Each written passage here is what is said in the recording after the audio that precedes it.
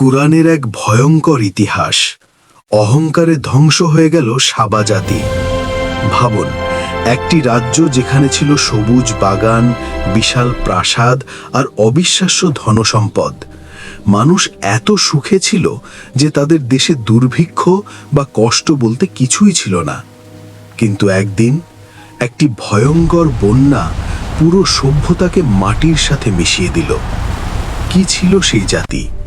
কেন আল্লাহ তাদের ধ্বংস করলেন? আজ আমরা জানব সাবা রাজ্য, এর ধ্বংসের ইতিহাস। সাবা জাতির সমৃদ্ধি। অনেক আগে বর্তমান ইয়েমেন অঞ্চলে ছিল এক সমৃদ্ধ রাজ্য। সেই রাজ্য ছিল সাবা। কুরআনে এই জাতির কথা উল্লেখ আছে। তাদের দেশ ছিল উর্বর, নদী ও বাগানে ভরা। তাদের শহরের দুই পাশে ছিল বিশাল বাগান। খেজুর, আঙুর আর নানা ফলের গাছে ভরা ছিল পুরো অঞ্চল। আল্লাহ তাদের এত নিয়ামত দিয়েছিলেন যে মানুষ বলতো, এটা যেন পৃথিবীর জান্নাত। এই সময় সেই অঞ্চলে মানুষকে সত্যের দিকে ডাকতেন মহান নবী সুলাইমান আলাইহিসসালাম। তার দাওয়াতের মাধ্যমে অনেক মানুষ আল্লাহর দিকে ফিরে আসে। সাবা রাজ্যের রানী। এই রাজ্যের শাসক ছিলেন এক বুদ্ধিমতী নারী, বিলকিস। তিনি সূর্যের পূজা করতেন।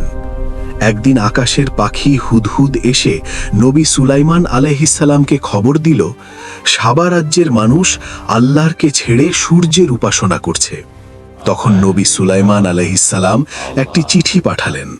চিঠিতে লেখা ছিল, আল্লাহর নামে শুরু, তোমরা অহংকার করো না এবং আমার কাছে আত্মসমর্পণ করো। রানী বিলকিস চিঠি পড়ে চিন্তা করলেন। তিনি বুঝলেন এটি সাধারণ কোনো রাজা নয়। শেষ পর্যন্ত তিনি নবী সুলাইমান আলাইহিসসালামের কাছে এসে আল্লাহর প্রতি ঈমান গ্রহণ করেন। মানুষের পরিবর্তন।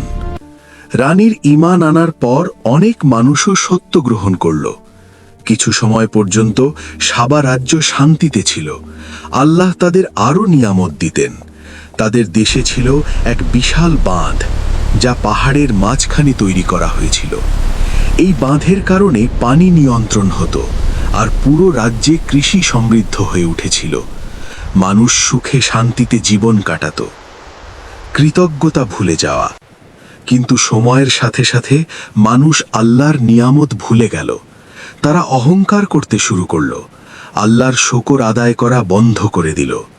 কুরআনে বলা হয়েছে, আল্লাহ তাদের বলেছিলেন, তোমরা তোমাদের রবের রিজিক খাও এবং তার শুকর আদায় করো। কিন্তু তারা অবাধ্য হয়ে গেল। তারা ভাবল, এই সম্পদ তো আমাদের নিজের শক্তিতে এসেছে। এটাই ছিল তাদের সবচেয়ে বড় ভুল। আল্লাহর শাস্তি। একদিন হঠাৎ ভয়ঙ্কর ঘটনা ঘটল। আল্লাহ সেই বিশাল বাঁধ ভেঙে দিলেন। বাঁধ ভেঙে প্রচণ্ড বন্যা শুরু হলো। এই বন্যাকে বলা হয় সাইলুল আরিম। ভয়ঙ্কর পানির ঢল পুরো রাজ্য ধ্বংস করে দিল। সবুজ বাগান ধ্বংস হয়ে গেল, উর্বর জমি শুকিয়ে গেল। খেজুর আর আঙুরের বাগানের বদলে গজিয়ে উঠল কাঁটা গাছ। মানুষ চারদিকে পালিয়ে গেল। এক সময়ের সমৃদ্ধ সাবা রাজ্য ধ্বংসস্তূপে পরিণত হল। ইতিহাসের শিক্ষা। আজও সেই ধ্বংসের চিহ্ন ইয়েমেন অঞ্চলে পাওয়া যায়। সাবা জাতির গল্প আমাদের একটি বড় শিক্ষা দেয়। যখন মানুষ আল্লাহর নিয়ামতের শুকর ভুলে যায়, তখন সেই নিয়ামত কেড়ে নেওয়া হয়। অহংকার আর অবাধ্যতা যে কোনো শক্তিশালী জাতিকে ধ্বংস করে দিতে পারে। শেষ কথা, সাবা জাতি একসময় পৃথিবীর সবচেয়ে সমৃদ্ধ জাতির মধ্যে ছিল।